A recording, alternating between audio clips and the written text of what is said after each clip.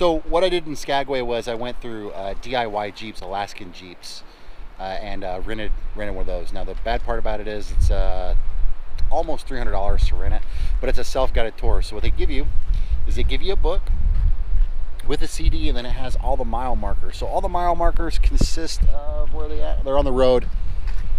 They're on the road, you know, just like any U.S. state mile markers, like 5.0, you know, 5.5, and it has it all listed in this book here, and then a CD that explains everything on the way through.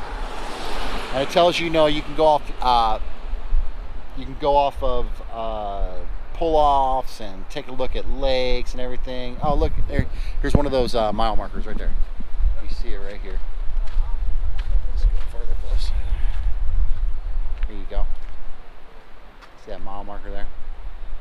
So, I mean, like I said, it's just like the ones that are in the States. And it's actually really awesome because it's your pace tour. It's not like, hey, you know, get on this bus and go with everybody else. It's your pace. So I think I really enjoy it. And I'll let you guys know once I finish this tour here. But here's one of the first pullouts, and I'll show you guys around. Give you guys a tour of the Jeep. Here it is. It's a 4-seater. It's a Jeep Wrangler. Was it Unlimited, I believe? Yeah, Sport, the Wrangler Sport Unlimited. 4-door. Plenty of room. Plenty of power. And I'm wanting to say that, yeah, it had 5,000 miles on it. It's pretty much brand new. It's only got 5,000 miles on it. So, I mean, for $300, almost $300, it's not bad for a self-guided tour. I mean, you pay that much for the train or whatever it is. So, but we're enjoying it so far. Continue on. Okay, so I want to give you guys a little preview of what it's like when you're going through the tour with the CD going. Finding it offensive, CarMax passed on the offer. Continued on their way, the threesome journeyed just a couple of valleys over and were alongside Rabbit Creek when they decided to stop and eat. Now, Rabbit Creek is another tributary to the Klondike. The story goes, it was a cloudy, overcast day when a beam of sunlight broke through the clouds, hitting the stream and lighting up the gold that lay there on the river bottom. When the discussion...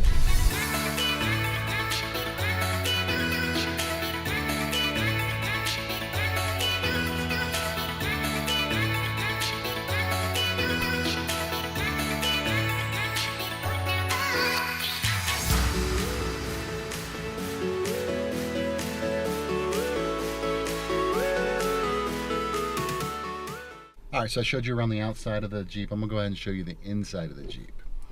So basic, I mean, just basic, you know, cloth seats.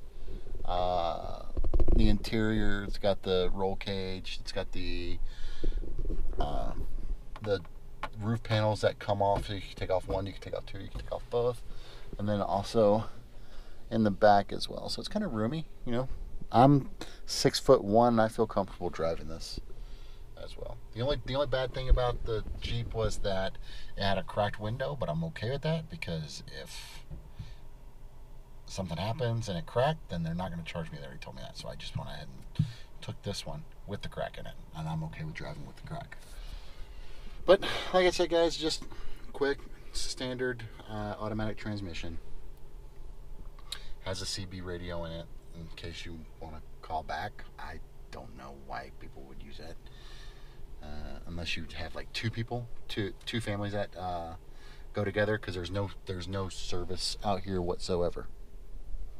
No cell phone service out here. So, all right. So I hope you guys enjoyed the DIY pretty much overview or review. But for the DIY Jeeps in Alaska, huge thumbs up.